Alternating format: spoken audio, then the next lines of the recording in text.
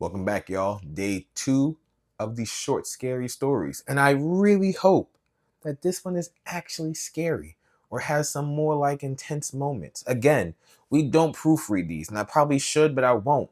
Because I want to live in the moment with y'all. You feel me? So today's title, it's been a year since our town's adults disappeared. Everyone thinks it was me. I was screaming at my mom when she exploded. 1 minute, she was completely in control of the argument, shooting me the mother of all glares across the dining room table. And the next, she was dripping from my face like congealed spaghetti sauce. That is, I'm hooked. Her voice was still alive in my ears, even with her staining my cheeks, dripping from my lashes. I could taste her in my mouth. You're a child, Mom's voice echoed in my mind. I'm old enough to drive a car, I had said matter of factly, waving my spoon in protest. I reached for my favorite cereal, but she slapped my hand away and placed a bowl of plain oats in front of me. I had been cursed with an almond mom, which meant the only snacks I ever saw had raisins instead of chocolate chips. Breakfast was always the root of all disagreements in the Sinclair household. Mom wasn't a morning person. My brother and sister had headed to school early. I couldn't imagine why. With their father supervising, Mom's grip on her coffee tightened. I could tell she was ready to blow up, but I was determined to change her mind. Her argument was that she didn't want me to get hurt, but I knew it went deeper than that. Mom wanted to ruin my life. She was an expert at it, already forbidding me from going out of town and enforcing a curfew. I said no, and I mean no, Mom said with a sigh. You're inexperienced. When you're 18, I'll think about it. End of conversation. She prodded the table impatiently. Eat your breakfast, please. But that's not fair. I can feel my blood boiling. Why am I the one getting punished? You're giving Sarah lessons. She fixed me with a warning look. You're not being punished. I clearly am, I retorted. I don't see the same energy with Nathaniel. Mom sighed. Your brother is 1 year older. He is old enough to drive a car. I'm finished discussing this matter with you.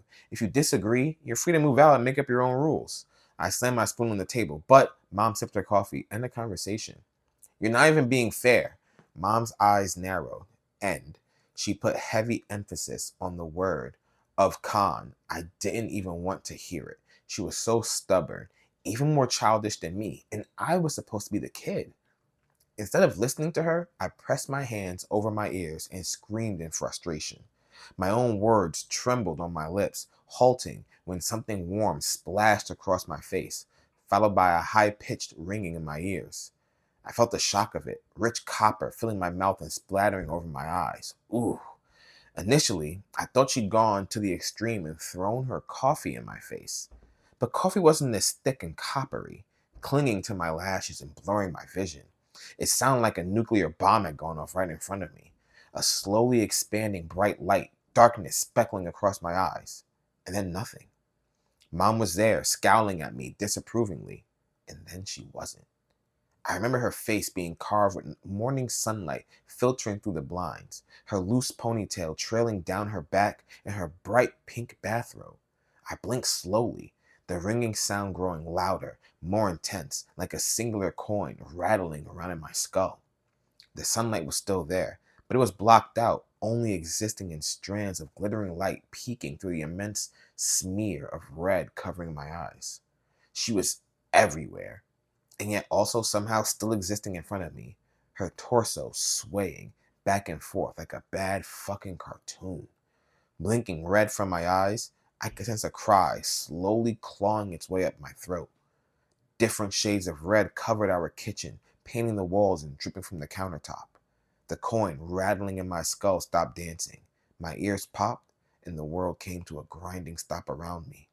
Something wet and fleshy dropped from the ceiling, and the scream that had been wrangled in my throat, fighting for an escape, slipped out in a sob that racked my chest.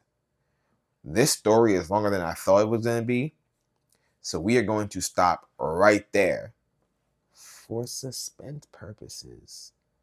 We'll be back tomorrow with the rest of it, I promise. So see you then.